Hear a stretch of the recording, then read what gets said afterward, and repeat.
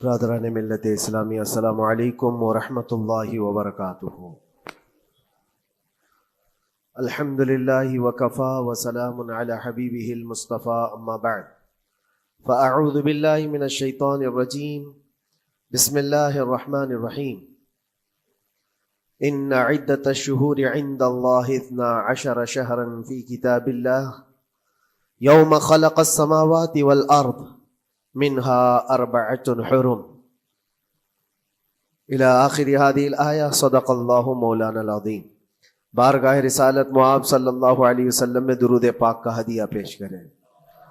اللہم صل علی سیدنا و مولانا محمد معدن الجود والکرم وآلہ واصحابہ الکرام وابنہ الکریم وبارک وسلم صلاۃ دائمۃ سرمدا ابدا۔ اللہ عز و جل اپنے کلام مقدس میں فرماتا ہے، بے شک اللہ کے نزدیک گنے ہوئے شمار کیے ہوئے جو مہینے ہیں وہ 12 ہیں، اور ان 12 مہینوں میں سے 4 حرمت والے مہینے ہیں، عزت والے مہینے ہیں، عظمت والے مہینے ہیں۔ وہ 4 مہینے کون سے ہیں؟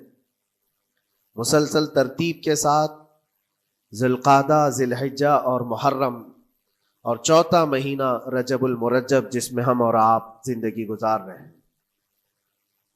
اس کو رجب الاسم اور رجب العصب بھی کہا گیا ہے۔ یہ جو 4 مہینے ہیں اس میں جنگ و جدال، قتل و قتال سب حرام ہو جاتی۔ اس دور میں جو جنگیں ہوتی تھی، کفار و مشرکین بھی اپنی تلواریں روک لیا کرتے تھے۔ یہ 4 حرمت والے مہینوں کی سارے لوگ عزت کرتے۔ ان 4 مہینوں میں امن و امان قائم ہو جاتا۔ جیسے 2 قبیلوں میں جھگڑے ہیں، فساد ہے، اور ایک دوسرے سے جنگ پر ہمیشہ آمادہ رہتے ہوں، لیکن ان 4 مہینوں کے اندر امن قائم ہو جاتا تھا، راستے کھل جاتے تھے۔ اور اللہ تبارک و تعالیٰ نے قرآن پاک میں ان 4 مہینوں کی فضیلت بھی بیان فرمائی۔ اس میں رجب کے لیے ایسی فضیلت ہے، اللہ کے نبی صلی اللہ علیہ وسلم ارشاد فرماتے ہیں، یہ رجب کے مہینے کی فضیلت ایسی ہے جیسے قرآن کی فضیلت دوسری کتابوں پر ہے۔ دوسری کتابوں میں جس طرح سے افضل قرآن ہے، اس طرح سے رجب المرجب تمام مہینوں میں افضل ہے۔ اور نبی کریم صلی اللہ تعالی علیہ وسلم اس میں عبادت کرنے کے لیے ترغیب دیا کرتے تھے۔ اس کو ترجیب بھی کہا جاتا ہے، اور خاص طور پر رجب کے متعلق بزرگان دین نے فرمایا یہ فصل بونے کا مہینہ ہے۔ کھیتی باڑی والے سمجھ سکتے ہیں کہ اس میں بھی 3 موسم آتے ہیں۔ پہلے بیج کی بوائی کا وقت آتا ہے، پھر اس کی سچائی کا وقت آتا ہے، پھر کٹائی کا وقت آتا ہے۔ تو رجب کا مہینہ یہ فصل بونے کا مہینہ ہے نیکیوں کے، اور شعبان کا مہینہ اسے پانی دینے کا ہے، اور رمضان کا مہینہ فصل کاٹنے کا مہینہ ہے۔ اور رجب کا مہینہ آتے ہی اللہ کے نبی صلی اللہ تعالی علیہ وسلم یہ دعا فرمایا کرتے تھے، اللہم بارک لنا فی رجب و شعبان و بلغنا رمضان۔ سب کو یہ دعا بھی کرنی چاہیے۔ حضور اکرم صلی اللہ تعالی علیہ وسلم یوں عرض کرتے کہ اے اللہ، رجب اور شعبان میں تو ہمیں برکت عطا کر اور ہماری زندگی کو رمضان تک پہنچا دے۔ اب رجب آپ نے دیکھ لیا ہے تو اب کثرت سے یہ دعا کرو کہ مولا اس زندگی کا رمضان ہم سے جانے نہ پائے، رمضان تک ہماری سانسوں کو پہنچا دے۔ یہ دعا کثرت سے ہر نماز کے بعد بھی ہونی چاہیے۔ رجب آتے ہی میرے عزیزوں یہ عبادتوں کا موسم شروع ہو چکا ہے، اور سب جانتے ہیں رجب کے بعد پھر ہمارے ہاں مسلسل ایسی شب بیداریاں اور عبادت کے موسم نظر آنے لگتے ہیں۔ پھر شعبان بھی، اس میں رجب میں بڑی رات آتی ہے، شب معراج، اور اس کے بعد شعبان میں شب برات، پھر اسی طرح رمضان کا موسم بن جاتا ہے۔ تو اب یہ موسم بنانے کا وقت آ چکا ہے۔ تو سب سے پہلی چیز یہ ہے کہ میرے عزیزوں، فصل کے بونے کے لیے کن چیزوں کی ضرورت ہوتی ہے، اس چیز کا خیال رکھیے۔ بیج اگر کھوٹا ڈالے ہو اور ویسی ہی فصل آنے کا انتظار کرو گے تو پھر نہیں ہوگا۔ بیج کو کھرا اور خالص ہونا چاہیے۔ جو نیکیاں کرنا چاہ رہے اس کو صاف ستھرے اچھے ماحول میں کیے جانے چاہیے۔ کھیتی باڑی کرنے والا جانتا ہے بیج تو وہ بو رہا ہے، زمین بھی اچھی ہے، ساری چیزیں، کئی چیزوں کی ضرورت ہوتی ہے، بیج بھی اچھا ہو، زمین بھی اچھا ہو، موسم بھی اچھا ہو، تب جا کر کے اس کی فصل نکلتی ہے. بیج اچھا تھا، زمین اچھی نہیں تو بھی فصل نہیں آتی. بیج بھی اچھا ہے، زمین بھی اچھا ہے، موسم صحیح نہیں ہے تب بھی فصل نہیں آتی. ابھی آپ کے پاس 3 چیزوں کا ہونا ضروری ہے: بیج اور زمین اور موسم. بیج جو ہے یہ نیکیاں ہیں، اور زمین تمہارا دل ہے، اس کا اتنا ہی پاک ہونا ضروری ہے.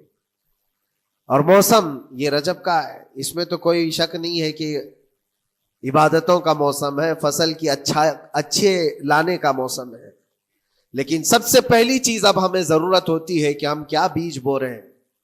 شیخ سعدی رحمت اللہ تعالی علیہ فرمایا کرتے کہ زمین میں ادرک بو کر کے گنا آنے کی امید تو نہیں کر سکتے.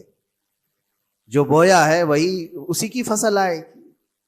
لوگ عمل خیر کرے تو اس کا نتیجہ بھی خیر آئے گا، اور برائیاں کریں اور پھر رمضان میں یہ انتظار کریں کہ میں نے جو بویا ہے اس کی فصل آئے، تو ایسا نہیں ہوتا. بہت سارے لوگوں کا وہ شک بھی میں دور کرنا چاہتا ہوں کہ رمضان المبارکہ میں فضیلتوں کو آپ سنتے آئے ہیں، رمضان ایسا مہینہ ویسا مہینہ، اتنی برکتوں والا، اتنی رحمتوں والا، لیکن بہت سارے لوگوں کے حالات چونکہ تو ہی رہتے رمضان میں ویسی ہی ہیں، وہ لوگ کچھ بھی نہیں بدلے. تو اس میں رمضان کا قصور ہے کہ اس مہمان کا قصور ہے، اس انسان کا قصور ہے؟ وجہ یہ ہے کہ رمضان المبارکہ یقیناً اتنی برکتوں اور رحمتوں اور سعادتوں لے کر کے تو آتا ہے، لیکن تمہیں 2 مہینے پہلے سے کہا گیا تھا کہ فصل کے لیے تیاری کرو. تم نے بیج نہ بوئے، اپنی زمین کو صحیح کیا ہی نہیں. پھر رمضان میں جو بارش ہو رہی ہے اس کا فائدہ کیا ہے؟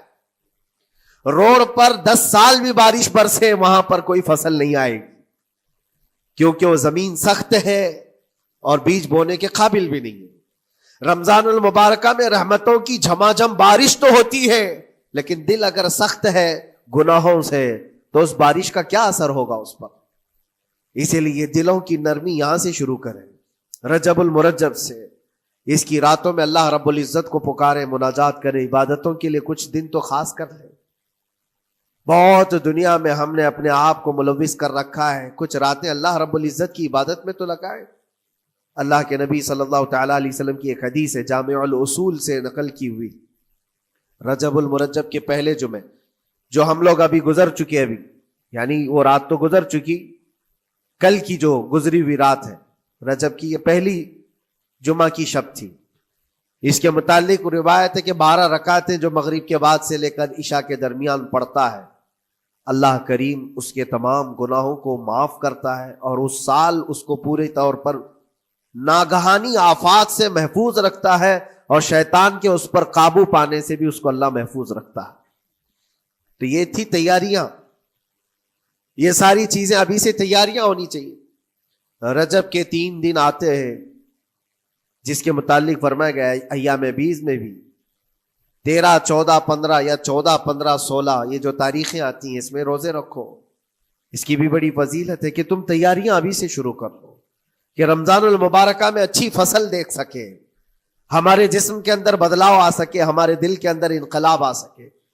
اور تیاری یہاں سے نہ کر کے صرف رمضان میں ہی امید لگائے بیٹھتا ہے تو میرے عزیزوں کچھ تو صفائی کی ضرورت ہوتی ہے. آپ نے اگر زمین خریدی کھیتی باڑی کی غرض سے اور گئے، وہاں جاتے ہی آپ نے سوچا کہ اس میں فصل آ جانی چاہیے، تو کسانوں سے پوچھو تو بتائیں گے آپ کو نہیں، زمین کو پہلے صاف کرنا پڑتا ہے، کچرے ہوں گے اس کے اندر بہت سارے، ہل چلاؤ یا کسی بھی طرح سے اس کو صاف کرو. صاف کرنے کے بعد پھر یہ بھی کسان کہتا ہے کہ زمین کو تھوڑا ڈھیلا کر دو، بڑے بڑے ڈھیلے ہوں تو اس کو توڑ دو اور مٹی نرم ہو جائے.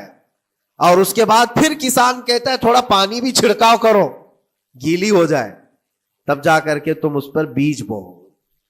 میرے عزیزو یہ رجب بیج بونے کا موسم ہے، تو پہلے زمین کو ڈھیلا تو کر دو، زمین کے اندر جو کچرے ہیں اس کو نکال تو دو، دل کے اندر جو وسوسے بھرے ہوئے ہیں، گناہوں کے خیالات بھرے ہوئے ہیں، اس کو پاک تو کرو. اس کو پاک کرنے کے لیے اللہ کریم کی بارگاہ میں آ کر گڑ گڑاؤ. تمہارا ایک آنسو تمہارے تمام گناہوں کو اور اللہ کی غضب کو ٹھنڈا کر دیتا ہے. ہاں، ایک آنسو کا قطرہ تمہارے لیے اللہ کریم ہے، موتی سمجھ کے شان کریمی نے چن لیے قطرے جو گرے تھے عرق انفعال کے. امام غزالی رحمۃ اللہ تعالی علیہ نے لکھا ہے کہ آج اللہ تبارک و تعالیٰ کی رحمت کو اپنی طرف مائل کرنے کے لیے اگر تم کچھ کر سکتے ہو تو بس یہ ہے کہ دنیا رونے اور گڑ گڑانے سے نہیں مانتی، لیکن مولا کریم بندے کے ایک مرتبہ سجدہ کر کے اسے پکارنے سے فوراً قبول کرتا. موسیٰ علیہ الصلاۃ والتسلیم اللہ تعالیٰ سے پوچھتے ہیں مولا جب تیرے بندے تجھے پکارتے ہیں تو اس میں نیک لوگ بھی ہوتے ہیں اور گنہگار بھی ہوتے ہیں، تو کیا تو سب کی پکار کا جواب دیتا ہے؟ توجہ، اللہ رب العزت فرماتا ہے اے موسیٰ میرے پکارنے والے بندوں میں نیکوکار بھی ہیں گنہگار بھی ہیں. ہاں نیک بندہ جب مجھے پکارتا ہے یا ربی تو میں جواب میں کہتا ہوں لبیک یا عبدی، اے میرے بندے میں حاضر ہوں، بتا تیری کیا حاجت ہے.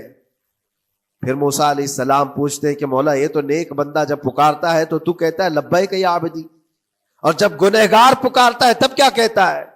رب تعالیٰ فرماتا ہے جب میرا گنہگار بندہ مجھے پکارتا ہے یا ربی تو میں اس کے جواب میں 70 بار لبیک یا عبدی کہتا ہوں. ایک بار پکارے 70 بار جواب. ایسا کیوں ہے؟ تو فرماتا ہے میرا رب نیکوکار کو اس کی نیکیوں پر بھروسہ ہے کہ اللہ معاف کرے، اور گنہگار کو صرف میری رحمت پر بھروسہ ہے. اس کے پاس ہے کچھ نہیں، اس کے آس پاس وہ نظر ڈالتا ہے میں نے کوئی ایسی نیکی رکھی نہیں ہے، صرف اللہ رب العزت کی رحمت ہے جو مجھے معاف کر سکتی ہے. وہ مجھ پر یقین کر کے پکارتا ہے، اس لیے اس کے سوال کا میں بار بار جواب دیتا ہوں. عزیزان گرامی وقار، اقبال نے سچ ہی کہا تھا ہم تو مائل بکرم ہے کوئی سائل ہی نہیں. یہ رب تبارک و تعالیٰ کی طرف سے ہے کہ اللہ تبارک و تعالیٰ کرم پر کرم کرنے کے لیے موقع عنایت کرتا ہے. یا بندے کو آنے کا موقع ہی نہیں ہے، بندہ آنا نہیں چاہتا ہے. اس سے پہلے کہ تمہارے ساری چیزیں بند ہو جائیں، دروازے ختم ہو جائیں، اللہ رب العزت کی بارگاہ میں آؤ اور اسے پکارو. یقیناً یہ تمام چیزیں تمہاری زندگی میں انقلاب لاتی ہیں، بہت بڑی تبدیلی لاتی ہیں. عزیزان گرامی، پھر میں یہ عرض کرتا ہوں کہ رجب کے اس مہینے میں دل کو نرم کرنا بہت ضروری ہے. دلوں کی سختیاں آج گناہوں کی طرف مائل کرتی ہیں. ہمارا دل سخت ہے یا نرم ہے اس کو پہچاننے کے کئی تھرمامیٹر دیے گئے ہیں ہمارے پاس. چیک کرو ہمارا دل کس پوزیشن میں ہے آج.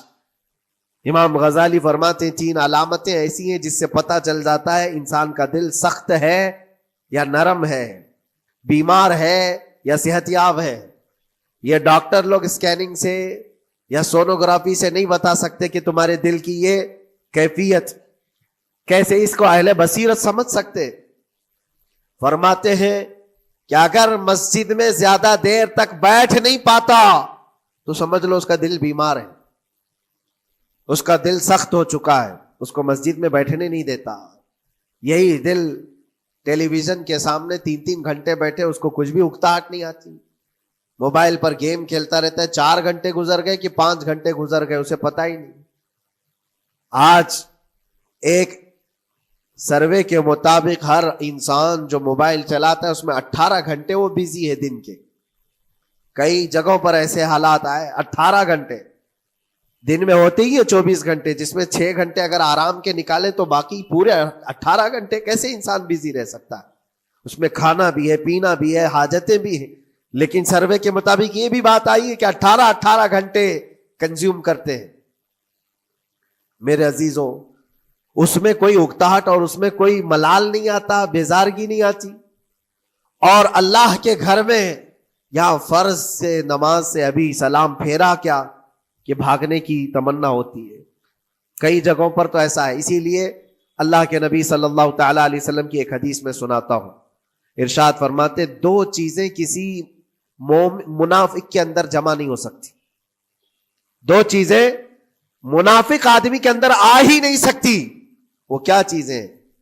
حضور پاک صلی اللہ تعالی علیہ وسلم فرماتے ہیں اچھے اخلاق منافق کے اندر نہیں آتے، اور اللہ کی اور اس کے رسول کی ہر بات پر یقین یہ منافق کے اندر نہیں آ سکتے.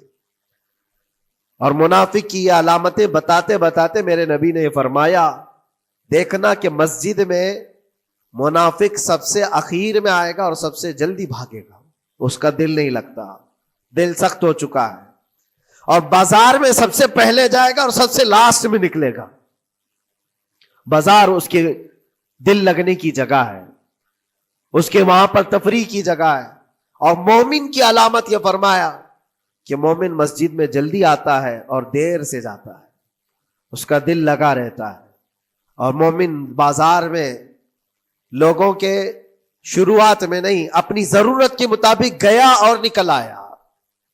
اور فرماتے ہیں میرے آقا صلی اللہ علیہ وسلم، روئے زمین پر سب سے اچھی جگہوں میں سے کوئی جگہ ہے تو اللہ کا گھر ہے، مسجد ہے.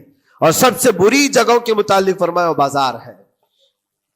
اب یہاں پر دلوں کے متعلق میں عرض کر رہا ہوں کہ کس کا دل کس پوزیشن میں ہے، اسے آج خود آزما لینا چاہیے. دوسری علامت، امام غزالی فرماتے ہیں قرآن پاک کھولے گا وہ صفحہ 2 صفحہ سے زیادہ پڑھ نہیں پائے گا، بند کرنے کا دل کرے گا. یہ تو چھوڑو اٹھانے کے بعد پڑھنے نہ پڑھنے کی بات ہے، کچھ تو چھونا بھی نہیں چاہتے، اٹھاتے ہی نہیں. سال پورا ہو گیا تو قرآن پکڑتے نہیں، تو پھر دل کی کیفیت کیا ہو چکی ہوگی، دل کیسا مریض ہوگا. بعض لوگ ہم سے یہ کہتے بھی تھے کہ حضرت پڑھنا تو آتا نہیں، کیا کریں گے قرآن کا. کہا اٹھانا تو آتا ہے. میں نے ان سے پوچھا قرآن اٹھانا تو آتا ہے، جب قسم کھانے کی بات ہوتی ہے تو کیسے قرآن اٹھا لیتے ہو، سر پہ رکھ لیتے ہو. اسی طرح سے قرآن کو ہی اٹھا کر کے سینے سے لگا کر اللہ کی بارگاہ میں دعا کرو کہ مولا میرے دل کے دروازے کھول دے. اور قرآن کوئی سخت چیز نہیں ہے، اللہ وعدہ فرما رہا ہے ہم نے قرآن یاد کرنے کے لیے آسان بنایا ہے. کوئی یاد کرنے والا، وہ خود قرآن تمہارے دل میں اتر جائے گا. کوشش کرو. دل کی بیماری کی 2 علامتیں میں نے بتایا. اگر بیمار دل ہے تو زیادہ یہاں بیٹھ نہیں سکتا اور زیادہ دیر قرآن پڑھ نہیں پاتا. تیسری بات فرماتے ہیں کہ تیسری علامت یہ ہے کہ ہمارا دل اگر سخت ہو چکا ہے تو جیب میں پیسے ہوں گے لیکن کوئی مانگ رہا ہوگا اللہ کے نام پر، دینے کی طبیعت نہیں ہے، کہیں دینے کی طبیعت نہیں کرتی. اور یہ چیز ہاتھ اٹھانے کو تمہارا دل نہیں کرتا تو سمجھ جاؤ کہ دل بیمار ہے. اور دل کی بیماری لے کر کے اگر کوئی رجب میں سوچتا ہے کہ میں بیج بوؤں گا تو کیا فائدے کا، زمین سخت ہے، زمین سخت ہے اور اس پر بارش بھی ہوگی تو کچھ فرق نہیں پڑتا، فصل نہیں آئے گی. دل کو نرم کرو. اور ایک علامت میں بتاؤں، اور ایک علامت کہ دل نرم ہے یا سخت ہے، اس کی ایک علامت یہ بھی ہے، اللہ کا جب ذکر کرے، جنت کا جب ذکر کرے، جہنم کے عذابات کا ذکر کرے، قبر کے معاملات کا ذکر کرے، حشر کے سوالات کا ذکر کرے، تو اس کی آنکھیں ڈبڈبا جائیں اور آنسو نکل آنے لگیں. قرآن کی آیتیں سن کر کے اس کا دل ہلنے لگے اور آنسو آ گئے تو سمجھ جاؤ کہ اس کا دل نرم ہے. ابھی اس کا دل بیمار نہیں ہوا، ابھی اس کا دل بیمار نہیں ہوا. لیکن یہاں تو پوزیشن الگ ہے، سچویشن الگ ہے. ہم تو پتہ نہیں کن کن چیزوں میں رو لیتے ہیں، لیکن اللہ کا کلام سنتے ہوئے کسی کے کان پر جوں بھی نہیں رینگتی. لوگ تو گانوں پر تھرکنے والے اور نغموں پر اچھل کود کرنے والے وجد کی بات کرتے ہیں، لیکن اللہ کا کلام پڑھنے پر کوئی کسی کو وجد کیوں نہیں آتا. یہ ایمان کی علامت ہے. قرآن میں اللہ نے فرمایا وَإِذَا تُلِيَتْ عَلَيْهِمْ آيَاتُهُ زَادَتْهُمْ ایمانا.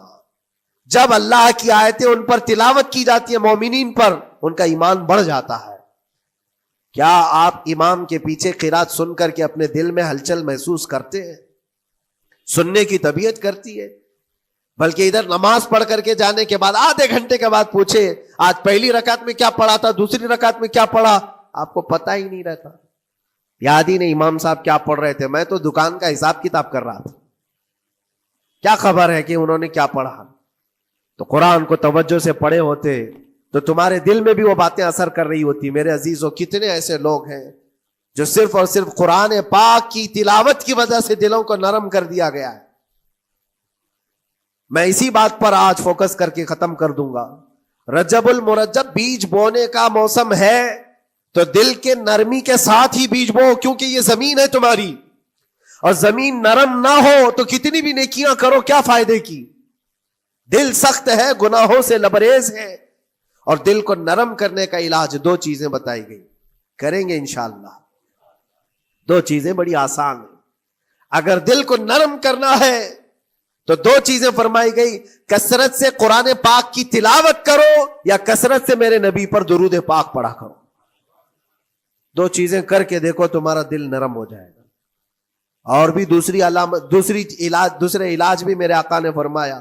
ایک صحابی آئے تھے، انہوں نے عرض کیا یا رسول اللہ صلی اللہ علیہ وسلم، لوگ آپ کے پیچھے نماز پڑھتے ہیں تو زاروں قطار رونے لگتے ہیں، جب آپ دعا کرتے ہیں تو وہ دھاڑے مار کر کے روتے ہیں. میں کبھی رو نہیں پاتا، میرا رونا نہیں آتا، میں بھی قرآن سنتا ہوں، میں بھی آپ کے پیچھے نماز پڑھتا ہوں. تو حضور پاک صلی اللہ علیہ وسلم نے فرمایا تمہارا دل سخت ہو گیا ہے، تمہارا دل سخت ہو گیا ہے. انہوں نے کہا کیا کروں، علاج کیا ہے اس کا؟ وہ مسیحا امت ہے میرے آقا، ہر ایک کا علاج جانتے ہیں، کس کو کون سا علاج دینا ہے. نبی پاک صلی اللہ تعالی علیہ وسلم فرماتے ہیں جاؤ کسی یتیم بچے کے سر پر ہاتھ پھیرو، اللہ تمہارا دل نرم کرے گا. ان کے لیے وہ علاج رکھا گیا تھا. جس کو جیسا علاج بتایا میرے آقا صلی اللہ علیہ وسلم نے، کسی یتیم کے سر پر ہاتھ پھیرو، دل نرم ہوگا. لیکن دل کے نرم ہونے کے علاج اللہ کے نبی صلی اللہ علیہ وسلم کے شفا خانے میں ہے. ہاتھ سے آپ کثرت سے درود پاک پڑھو، پھر دیکھو آپ کے دل کے اندر انقلاب آتا ہے یا نہیں آتا. آپ کے چہرے کا نور بڑھ جائے گا، زبان کا اثر بڑھ جائے گا، عمل خیر کی طرف رغبت بڑھ جائے گی. کثرت سے جب بندہ حضور پاک صلی اللہ علیہ وسلم پر درود پڑھتا ہے، اس کی زبان سے جھوٹ نکل جاتا ہے، گالی اس کی زبان پر نہیں آ پاتی ہے، کیونکہ وہ پاک کرتا چلا جاتا ہے اپنی زبان کو اللہ کے نبی کا نام لے کر کے. میرے عزیزو، اس میں دقت کیا ہے درود پاک کثرت سے پڑھنے میں؟ آپ جہاں چل رہے ہو، پھر رہے ہو، اٹھ رہے ہو، بیٹھ رہے ہو، انتظار میں ہو، سونے کے لیے جا رہے ہو، زبان ہی تو ہلانا ہے میرے نبی پاک صلی اللہ علیہ وسلم کی بارگاہ میں درود پڑھ کر کے. اور ضروری نہیں ہے کہ بہت لمبے لمبے درود پاک آپ کو یاد کرنے ہو. صلی اللہ علیہ وسلم بھی پڑھ لیا تو یہ درود پاک ہے، یہ درود پاک ہے. یا تو پھر الصلاۃ والسلام علیک یا رسول اللہ کہتا ہے تو یہ بھی درود پاک ہے، درود پاک ہے یہ. اور دل کو جب نرم ہو جائے گا تو انشاءاللہ العزیز آپ اس کے اثر بھی دیکھیں گے، اس کے اثر بھی دیکھیں. کیسے کیسے لوگوں کی بات میں کروں میرے عزیزوں. آپ کو پتا ہے تاریخ کے اوراق الٹ کر کے دیکھو. ایک صحابی حضرت نعیم وہ راستے پر گزر رہے تھے، دیکھا ایک کڑیل جوان مکہ کا جس کو سارے لوگ دیکھ کر پہلوان کہتے اور ڈرتے تھے، گھبراتے تھے. 27 سال کا کڑیل جوان ہے اور ہاتھ میں تلوار کھینچے ہوئے تیزی سے آ رہا ہے. یہ پہلوان کوئی اور نہیں عمر ابن خطاب ہے. حضرت نعیم کہتے دیکھ کر کے میں گھبرا گیا، اتنی تیز اور ترار چال اور چمکتی ہوئی تلوار، کہاں کا ارادہ ہے؟ پوچھا حضرت نعیم نے کہاں جا رہے ہو؟ عمر ابن خطاب نے کہا محمد کا قتل کرنے جا رہا ہوں. معاذ اللہ رب العالمین. اس لیے کہ ایمان لائے ہوئے نہیں تھے. یہ دلوں کی سختیاں ہیں، یہ دلوں کا منجمد ہونا بتا رہا تھا کہ وہ نبی پاک صلی اللہ علیہ وسلم کے قتل کے لیے نکلے. حضرت نعیم نے صرف راستہ روکنے کے لیے ان سے کہا ان کا بعد میں قتل کرنا، پہلے تیری بہن اور بہنوی کا گھر بھی دیکھ لے، وہ بھی تو کلمہ پڑھ رہے ہیں، وہ بھی تو کلمہ پڑھ رہے ہیں اسی رسول کا. تو غصہ اور بڑھ گیا کہ میرے گھر میں یہ ہو چکا ہے، میں تو جس کا قتل کرنے جا رہا ہوں وہ میرے گھر تک آیا ہوا ہے. کہا پہلے میری بہن اور بہنوی کا کام تمام کرتا ہوں. اسی غرض سے وہ آئے تھے. اور جس وقت اپنے بہن کے گھر کے باہر کھڑے تھے، اتفاق ایسا کہ اندر سے قرآن کے پڑھنے کی آواز آ رہی تھی. ایک صحابی حضرت خباب، وہ قرآن پڑھا رہے تھے حضرت عمر کی بہن کو اور ان کے بہنوی کو. اور کیا بہترین انداز رہا ہوگا، جو رسول اللہ سے ڈائریکٹ سنے ہوئے لوگ تھے. اللہ کا کلام اترا ہوا ہے جن کے اوپر، وہ اس وقت حاضر رہے ہوئے لوگ ہیں، قرآن کو پڑھ رہے تھے. طٰہٰ ما انزلنا علیک القرآن لتشقی الا تذکرۃ لمن یخشی. عرب لوگ اچھی طرح سے جانتے تھے ایک ایک حرف کا معنی کیا ہوتا ہے، وہ عربی جانتے تھے، ان کی مادری زبان تھی. اور اس قرآن کے اندر جو مٹھاس تھی، عمر ابن خطاب کان لگا کر سنتے رہے. لیکن غصہ جو اندر سے تھا، دل کی جو سختی تھی، آئے تھے مارنے کے لیے، دروازہ زور سے ٹھوکنے لگ گئے. اندر لوگ ڈر گئے. حضرت خباب کو چھپا دیا. بہن اور بہنوی نے دروازہ کھولا. دروازہ کھلتے ہی ان پر حملہ آور ہو گئے. عمر ابن خطاب مارا، اپنے بہنوی کو بہت مارا کہ تم یہ کیا کر رہے ہو، دین بدل چکے ہو، یعنی تم یہاں سے نکل کر کے دوسری جگہ چلے گئے ہو، صحابی ہو گئے ہو، اپنی بہن کو بھی مارا یہاں تک کہ ان کی ناک پھٹ گئی. جب لہو لہان ہو گئے تو عمر ابن خطاب نے دیکھا کہ میں اپنی بہن اور اپنی بھائی کو مار رہا ہوں. پھر تھوڑی دیر کے لیے دل میں رحم آیا. اور دل میں رحم آیا کس چیز کا؟ کس چیز کی وجہ سے نرم ہوا دل میرے عزیزوں؟ بھائی اپنے بہنوئی کی اور اپنی بہن کی پٹائی کو دیکھ کر کے نہیں، ان کو دیکھا تھوڑی دیر کے بعد اور کہا چلو چھوڑو جانے دو، جو ہوا سو ہوا، لیکن جو تم لوگ پڑھ رہے تھے میرے آنے کے وقت مجھے دوبارہ پھر سے سنا دو. وہ کیا کلام تھا؟ وہ کون سا کلام تھا؟ اتنا سننا تھا کہ بہن نے محسوس کر لیا کہ دل کی نرمی کا دروازہ کھل چکا ہے. یہ قرآن ہے جس نے دلوں کے دروازے کھولے ہیں. مکہ والوں کے قرآن ہے، دل کی نرمی کی طرف دروازہ کھل چکا ہے. تو عمر ابن خطاب سے کہا کہ تم غسل کر لو، تم پاک ہو جاؤ، ہم قرآن تمہیں سناتے ہیں. اور انہیں پاک کیا گیا تو حضرت خباب جلدی سے باہر آئے، کہا میں سناتا ہوں. حضرت عمر کو جب یہ آیتیں سنائی گئی جھوم کر کے سننے لگے. قرآن کی وہ آیتیں 16 یا 17 آیتیں ہی سن پائے تھے کہ ان کے جسم کے اندر راشا تاری ہوا، کپ کپی آئی. کہا کہ چلو محمد کے پاس صلی اللہ تعالی علیہ وسلم، مجھے لے کر کے چلو، میں ان سے بات کرنا چاہتا ہوں. میرے عزیزو، بھائی اور بہنوی اور بہن لے کر کے چلے. اور اس وقت حالات سخت تھے مکہ کے. حضور پاک صلی اللہ تعالی علیہ وسلم کے پاس 39 صحابہ تھے جو ایمان لائے ہوئے، اور پہرے داری میں امیر حمزہ کھڑے رہتے تھے کہ کوئی آئے گا تو میں اس کی برابر خبرگیری کروں گا. عمر ابن خطاب کو تلوار لٹکاتے ہوئے آتے دیکھا تو صحابہ گھبرا گئے. مکہ کا بڑا پہلوان ہے، اس کو بھڑکا کر کے لوگوں نے بھیج دیا ہوگا، اب کیا ہوگا؟ یہ پٹائی بہت بری طرح سے سب کی کرے گا، غریب صحابہ ہے، اور حضور پر ہاتھ نہ اٹھا دے. سب ڈرنے لگے. حضور پاک صلی اللہ علیہ وسلم سے آ کر کہنے لگے کہ یا رسول اللہ صلی اللہ علیہ وسلم، عمر آ رہا ہے اور ہاتھ میں تلوار ہے. اللہ کے نبی صلی اللہ علیہ وسلم نے فرمایا وہ میری گردن نہیں، اپنی گردن دینے آ رہا ہے. وہ میری گردن لینے نہیں، اپنی گردن دینے آ رہا ہے. وہ مخبر صادق صلی اللہ علیہ وسلم جانتے ہیں کون میرا غلام ہے اور کون منافق ہے. عمر ابن خطاب آئے تو حضور نے فرمایا راستہ دے دو. آتے ہی انہوں نے تلوار زمین پر پھینک دی. چہرے جمال جہاں آرا کو دیکھا. حضور پاک صلی اللہ تعالی علیہ وسلم سے پوچھا، پھر وہ آیتیں سنائے. اب سوچو میرے عزیزو، صحابی سے سننا، یہاں تو ہم قاری قرآن سے سنتے ہیں قرآن کی آیتیں 1400 سال کے بعد. آج بھی قرآن کا وہ اثر لگتا ہے دل کے اوپر. یہ ان سے جو 1400 سال کے بعد جس قاری قرآن سے سنا وہ تو صحابہ سے سنے تھے، اور صحابہ سے بڑھ کر کے اللہ کے نبی سے جو قرآن سنا ہو، خود نبی پاک کی زبان اقدس سے. اور جب اللہ کے نبی صلی اللہ تعالی علیہ وسلم نے آیتیں تلاوت کی، عمر ابن خطاب کی آنکھوں سے آنسو شروع ہو گئے، زار و قطار رونے لگے، اور پھر پکار کر کہا اشہد ان لا الہ الا اللہ واشہد انک رسول اللہ. میں گواہی دیتا ہوں کہ اللہ کے سوا کوئی معبود نہیں، اور میں گواہی دیتا ہوں کہ آپ اللہ کے رسول ہیں. میرے عزیزو، عمر ابن خطاب رضی اللہ تعالیٰ عنہ کو اس طرف لانے والا، دل کو نرم کرنے والا، یہ قرآن پاک اللہ کا کلام ہی تو ہے. آج گناہوں سے اس پر بہت ساری پرت جم گئی ہے. ہمارے دلوں کے حالات ایسے ہو گئے، قرآن اٹھاؤ دلوں کو نرم کر دے گا. اور رجب المرجب میں قرآن کو پڑھو گے زمین نرم ہو جائے گی، اور پھر اس کی برکتیں تم رمضان میں دیکھو گے. ایک دو نہیں، ہزاروں ایسی ہیں. ایک ایسے مشہور ڈاکو، بغداد کے لوگ ڈرتے تھے، بغداد کے لوگ اتنا ڈرتے تھے کہ جو بھی قافلہ جائے گا لٹ جائے گا. فضیل بن عیاض، جو بھی قافلہ نکلتا تھا اس راستے سے لٹ جاتا تھا، کوئی بچ نہیں پاتا تھا. اور ایک قافلہ آ رہا تھا عرب سے اور مال تجارت لے کر بغداد کی طرف جا رہا تھا. تو قافلے والوں نے یہ مشورہ کیا کہ یہ جو قافلہ جا رہا ہے یہ اس راستے سے جا رہا ہے. فضیل بن عیاض ڈاکوؤں کا سردار وہاں رہتا ہے، بہت سارے ڈاکو اس کے ساتھ ہیں، وہ تو رہزن ہے، راستے پر روک کر کے مال لوٹ لیتے ہیں. تو قافلے میں ایک قاری قرآن تھے. انہوں نے کہا ٹھیک ہے، اب راستے پر آ ہی چکے ہیں تو کیا کر سکتے ہیں، چلو بیٹھ کر کے نکلتے ہیں، میں قرآن کی تلاوت کرتا رہوں گا اونٹ پر بیٹھ کر کے، اللہ کریم اس برکت سے ہمارا راستہ آسان کر دے گا.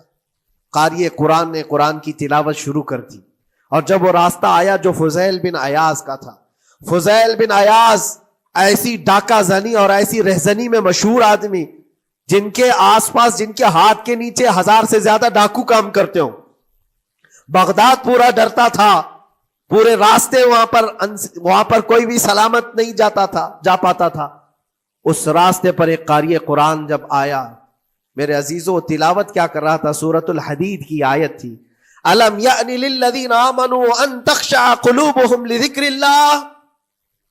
وہ قرآن کی آیت ہے. اللہ کے کریم فرماتا ہے کیا ایمان والوں کے پاس ابھی وہ وقت نہیں آیا کہ اللہ کا ذکر سنتے ہی یا اللہ کا ذکر ہوتے ہی ان کا دل کانپنے لگ جائے، ان کا دل ہلنے لگ جائے؟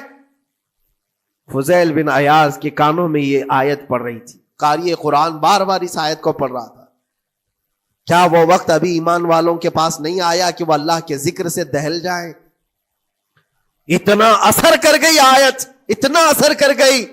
فضیل بن عیاض نے ہتھیار پورے پھینک دیے اور چیخ چیخ کر کے کہنے لگا آن لنا ربنا، آن لنا ربنا، اے میرے رب وہ وقت آ چکا ہے، اے میرے رب وہ وقت آ چکا ہے. سارے ڈاکوؤں سے کہا سجدہ ریز ہو جاؤ، اس لیے کہ اللہ کا کلام ہمیں بلا رہا ہے. برسوں سے ڈاکہ زنی کرنے والے، برسوں سے راستے لوٹنے والے، قرآن کی ایک آیت نے دل بدل دیا. دل کے ایسا انقلاب آیا، سب کچھ چھوڑ دیا اور اس کے بعد نکلے. اللہ اکبر. جانتے ہو فضیل بن عیاض کون ہے؟ فضیل بن عیاض وہ ہے جن کا نام لیتی سرکار غوث پاک بھی ادب کیا کرتے تھے. فضیل بن عیاض اللہ تبارک و تعالیٰ نے ولایت کا وہ مقام عطا کر دیا. بڑے بڑے اولیاء کرام ان کے پاس آنے لگے.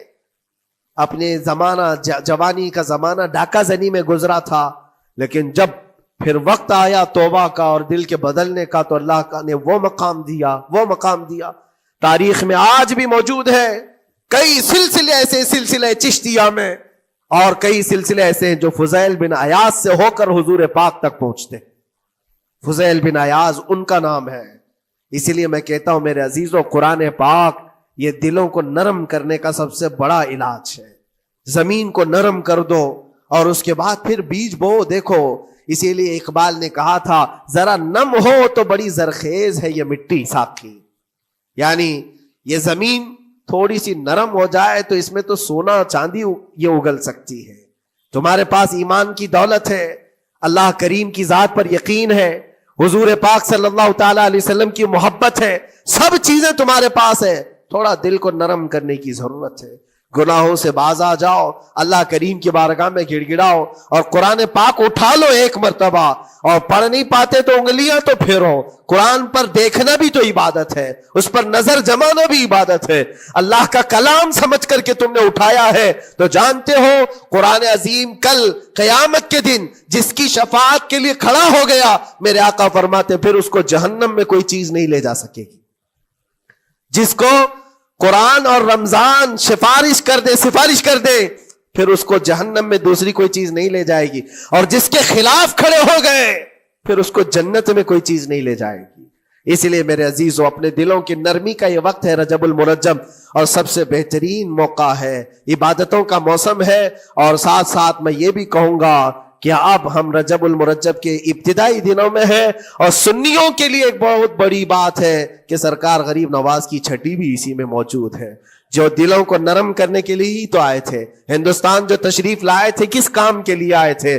انہوں نے اپنے ذکر کی مجلسوں سے، اپنے واعظ و نصیحت سے ہزاروں کے دلوں کو نرم کیا ہے. آج بھی سرکار غریب نواز کے نام پر لوگوں کا دل نرم ہو جاتا ہے. اچھے اچھوں کو دیکھا ہے دل نرم ہو جاتا ہے. کیوں؟ وہ ایسے بزرگ تھے جنہوں نے اپنے تصوف کی تعلیمات سے کڑک اور سخت دلوں کو نرم کیا ہے. اللہ کریم نے ان کو ہمارے پاس جو بھیجا وہ عطائے رسول بن کر کے آئے. آج سرکار غریب نواز رضی اللہ تعالیٰ عنہ کے وسیلے سے میں اللہ کی بارگاہ میں دعا کروں گا، مولا اس رجب المرجب کی برکت سے اور غریب نواز کی وسیلے سے ہم سب کے دلوں کو نرم فرما دے. ہم سب کو یہ فصل، یہ موسم رجب المرجب کا بیج بونے کا، بہترین نیکیاں کرنے کی توفیق عطا فرما. ہمارے قدموں کو خیرات کی طرف بڑھا دے. ہم سب کو شر و فساد سے محفوظ فرما. حرام کاریوں سے ہمارے ہر عضو کی حفاظت فرما. رب العالمین اکرم الاکرمین قیامت کے دن تیرے نبی پاک صلی اللہ علیہ وسلم کے جھنڈے تلے ہم سب کا حشر فرما. وآخر دعوانا ان الحمد للہ رب العالمین. السلام.